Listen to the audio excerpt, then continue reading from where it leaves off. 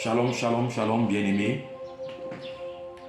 Nous vous bénissons dans le précieux et glorieux nom de Jésus.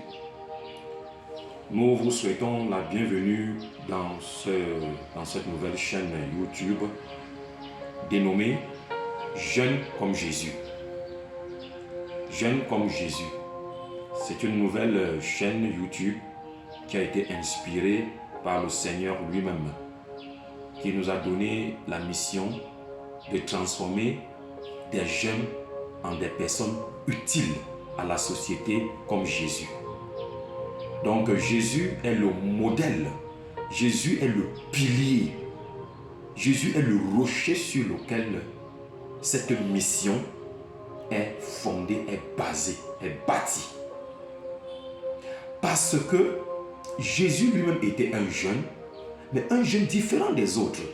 Un jeune qui a marqué sa génération. Un jeune qui a marqué son époque. Un jeune qui a bouleversé le monde. Jusqu'aujourd'hui, on parle de lui. Mais aujourd'hui, on se rend compte que les jeunes ne prennent plus leur vie en main. Les jeunes sont plutôt un peu détachés de la société. Les jeunes sont, apparemment, ils se retirent eux-mêmes. Ils ne pensent pas qu'ils sont importants, qu'ils sont utiles, qu'ils sont un maillon nécessaire pour l'avancement de la société.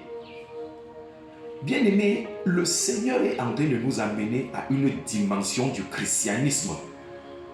Parce que le christianisme, contrairement à ce qu'on pense, le christianisme ne se manifeste pas dans l'église. Non, le christianisme est manifesté à l'extérieur. L'église est simplement le centre où on est formé, où on est équipé, où on est instruit, où on est enseigné, afin d'aller maintenant au dehors manifester ce que nous avons acquis à l'église. Alors, bien aimé, cette vision nous a clairement été donnée par le Seigneur lui-même. Et c'est de lui-même que vient ce nom, jeune comme Jésus. Alors, quand nous parlons de Jésus, le Seigneur lui-même nous a donné la signification de Jésus.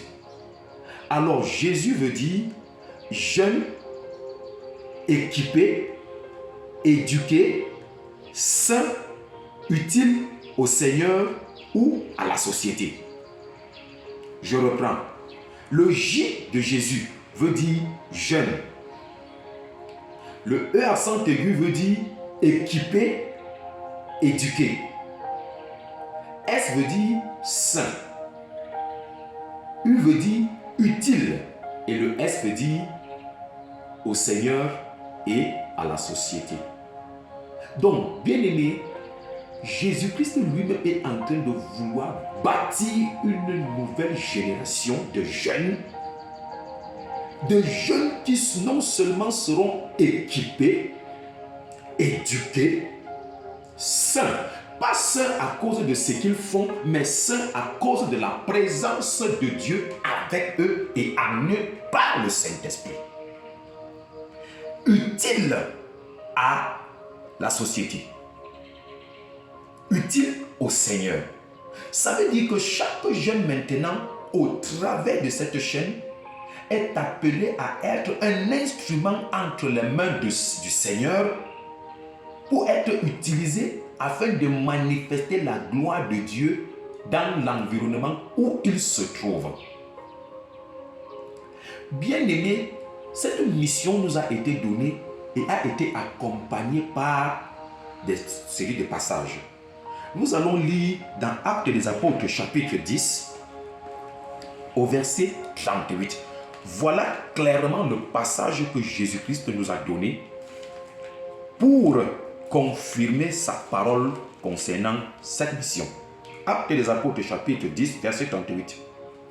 Il est écrit: vous savez comment Dieu a oint du Saint-Esprit et de force Jésus de Nazareth, qui allait de lieu en lieu, faisant du bien et guérissant tous ceux qui étaient sous l'empire du diable, car Dieu était avec lui. Alléluia. Donc, vous voyez ce Jésus, ce jeune homme qui était de charpentier, charpentier qui n'était pas tellement important, mais qui a été touché par Dieu, qui a été oint par Dieu, qui a été visité par Dieu lui-même et qui est quitté de charpentier à un homme important, à un homme utile à la société. Parce que déjà, il a remis sa volonté entre les mains de Dieu et il a été utile maintenant à la société. Et c'est pour cela que la Bible dit qu'il allait de lieu en lieu, faisant du bien, guérissant les malades. Bien-aimé, toi qui m'écoutes ce matin, Jésus-Christ te donne cette mission. Tu dois être équipé, tu dois être éduqué et tu dois être saint par sa présence en toi. Et tu dois être utile entre ses mains et utile à ta famille, utile à ta génération, utile partout où tu te trouves. Parce que Jésus lui-même a dit, allez, faites les nations des disciples. Nous devons être utiles à la société. Quel est ce christianisme qui se passe seulement dans les églises? Non, non, non. Le christianisme est fait pour révéler la gloire de Dieu dehors. Alors, quelles sont nos missions? Quels sont les piliers sur lesquels nous travaillons? Le premier pilier, c'est l'évangélisation. C'est l'évangélisation. Le deuxième pilier, c'est l'enseignement. Parce que quand on dit un jeune doit être équipé et éduqué, il s'agit d'abord de l'enseignement. Alors, d'où allons-nous trouver le jeune que nous allons équiper, qui doit être équipé? C'est par l'évangélisation. Et par l'enseignement, nous devons être équipés. Et par l'obéissance à l'enseignement, nous devons être remplis du Saint-Esprit. Et c'est là où on dit saint. Le jeune qui est équipé et éduqué est saint. Et nous devons maintenant être par l'obéissance, l'écoute au Saint-Esprit, être utile au Seigneur. Simplement comme la Bible dit dans Romains au chapitre 12, il dit, livrez-vous au Seigneur. Il dit, vous devrez être des vases. Vous devrez être des vases entre les mains du Seigneur. Il dit, ne vous conformez pas au siècle présent, mais il dit, laissez-vous transformer par le renouvellement de l'intelligence, afin de connaître la volonté de Dieu, ce qui est agréable, ce qui est bon, ce qui est agréable et ce qui est parfait. Donc c'est par la connaissance de la volonté de Dieu que nous devenons utiles. Parce que ce que Dieu veut, c'est que nous soyons utiles. C'est qu'au travers de nous, sa gloire soit révélée. Que ceux-là qui ne croient pas sachent au travers de nous que lui, il est l'éternel Dieu tout-puissant. Il dit, livrez-vous à Dieu comme des sacrifices vivants, saints et agréables. Donc nous devenons entre les mains de Dieu des sacrifices pour être utiles à la société. Donc, nos piliers sont l'évangélisation. Selon ce qu'il est écrit dans Matthieu 28, au verset 18. Là, il est écrit,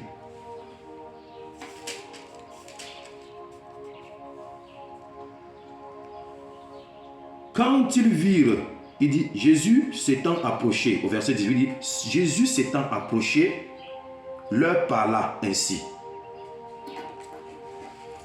Tout pouvoir m'a été donné dans le ciel et sur la terre. Verset 19. Allez, faites de toutes les nations des disciples, les baptisant au nom du Père, du Fils et du Saint-Esprit. Alléluia. Voilà donc la première mission, notre premier pilier, l'évangélisation. Deuxième pilier, l'enseignement.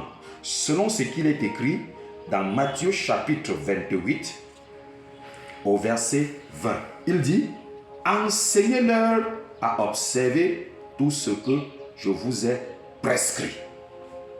Alléluia. Il dit, enseignez-leur. Donc nos piliers sont l'évangélisation pour avoir des jeunes, l'enseignement afin que les vies soient transformées. Troisième pilier, l'intercession. L'intercession. Jésus lui-même a dit, Il dit qu'il faisait du bien aux gens. Il guérissait les malades et il délivrait ceux qui étaient sous l'emprise du diable. Ça fait partie de nos missions. Libérer le peuple, délivrer le peuple. Quand Jésus envoyait ses disciples, il disait, allez, guérissez les malades, chassez les démons. Je vous donne le pouvoir de marcher sur les serpents, sur les scorpions, sur toute la puissance de l'ennemi et rien ne pourra vous nuire. Voilà donc ce qu'on appelle l'intercession. Dans l'intercession, il y a la prière, il y a les délivrances, il y a les guérisons, il y a tout à l'intérieur. Donc ça veut dire qu'un jeune est appelé à être un instrument au service de Dieu pour libérer son quartier, pour libérer sa famille, pour libérer sa ville d'entre les mains de Satan. Alléluia, bien-aimé. Voilà une mission. Quand tu écoutes, tu dois être fier. Tu dois dire, Seigneur, je te bénis parce que à partir de cet instant, tu fais de moi un instrument, une personne de valeur dans ma société. Tu sors désormais de l'ombre. Ah non, non, non. Dieu te dit, toi jeune, qui pensais que tu étais n'importe qui, que tu étais méprisé, que tu étais inutile. Dieu te dit, à partir de ce moment, il va faire de toi un héros. À partir de ce moment, il va faire de toi un conquérant vainqueur. Une personne importante dans sa famille, dans sa société, dans sa contrée, dans son pays. Partout où tu mets les pieds, que le monde des ténèbres sache qu'à partir de cet instant, il y a un Jésus qui a mis pied ici. Alléluia. C'est de ça qu'il s'agit. Donc nos piliers sont l'évangélisation, l'enseignement, l'intercession. Et le dernier pilier, ce sont des actions de grâce. Le dernier pilier, quand on parle d'actions de grâce, on parle de faire du bien. Faire du bien. Venir à l'aide à ceux-là au nécessiteux. Parce que Jésus lui-même a dit, au dernier jour, il vous dira, vous m'avez habillé quand j'étais nu. Quand j'étais malade, vous m'avez rendu visite. Quand j'étais prisonnier, vous êtes venu. Bien-aimé, la charité. Voilà notre dernier pilier. La charité. Donc, nous avons 4 piliers sur lesquels nous allons travailler dans cette chaîne. Et nous appelons à toute personne de s'intéresser, de prendre cette œuvre très au sérieux, parce que ce n'est pas l'œuvre d'un homme, ce n'est pas l'invention d'un homme, c'est l'invention de Dieu lui-même. Alléluia, c'est l'invention de Dieu lui-même. Donc, je suis le frère Kazé François et c'est pas moi qui suis le créateur de cette mission, mais c'est un fardeau que le Seigneur a déposé sur nous. Nous sommes toute une grande équipe que Dieu nous a donné cette mission.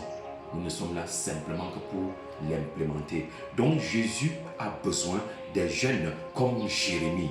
Jérémie, à qui Dieu a confié une grande mission. Jérémie dit non, moi je ne suis qu'un jeune. Dieu lui dit non, non, non, non, tu n'es plus jeune, mais moi je t'ai déjà utilisé. Tu n'es plus jeune comme tu penses, mais tu es un jeune rempli. Alléluia. Tu es un jeune rempli.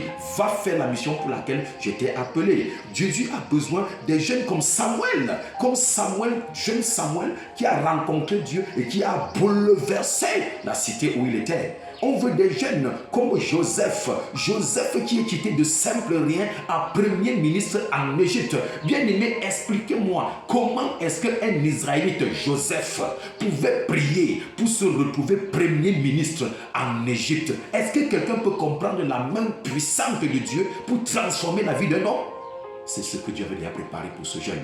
Joseph, il devait prendre ce Joseph méprisé et faire de lui le premier ministre en Égypte. C'est la même destinée qu'il a pour toi, bien-aimé. C'est la même destinée qu'il a pour moi, bien-aimé. Seulement et seulement si tu te livres entre les mains de Dieu comme un instrument, et il révélera sa gloire au travers de toi. Nous avons besoin de jeunes comme Timothée, à qui Paul a dit, Timothée, que personne ne méprise ta jeunesse, mais investis-toi à l'œuvre de Dieu afin d'être une source de bénédiction partout où tu te trouves. Bien-aimé, tout jeune est appelé à être une source de bénédiction. Nous devons arrêter les jeux. Les jeux sont terminés. Nous devons être maintenant utiles. Nous devons arrêter les distractions. Arrêter ce qui ne nous édifie pas. Arrêter des choses qui ne nous engagent, qui ne glorifient Dieu en rien. Mais nous devons nous concentrer afin que, au travers que la présence de Dieu en nous et avec nous, que nous manifestions sa gloire. Jésus, en ce moment, a besoin des jeunes consacrés. Alléluia. Jésus a besoin des jeunes consacrés, comme Jérémie, comme Samuel, comme David, comme Joseph et comme le grand suprême lui-même, Jésus de Nazareth. Alléluia. Donc, bien-aimés, c'était simplement pour présenter en gros quel est le rôle, quel est le but de cette chaîne que Jésus lui-même a inspirée et a mis sur pied. Abonnez-vous massivement afin que une armée puissante, oh Jésus, qu'une armée puissante sorte des quatre coins du monde et révèle la gloire de Dieu. Alléluia. Il est temps qu'on arrête à voir les jeunes dans des choses qui ne glorifient pas Dieu, dans la pédophilie, dans l'homosexualité, dans le lesbianisme, dans des histoires qui ne glorifient Dieu en rien. Alors que, chers jeunes qui m'écoutent ce matin, Dieu a une grande destinée pour toi. Dieu a préparé des bonnes choses pour toi. Tu penses que les rois, ce sont des qui? Ce sont des personnes comme toi et moi.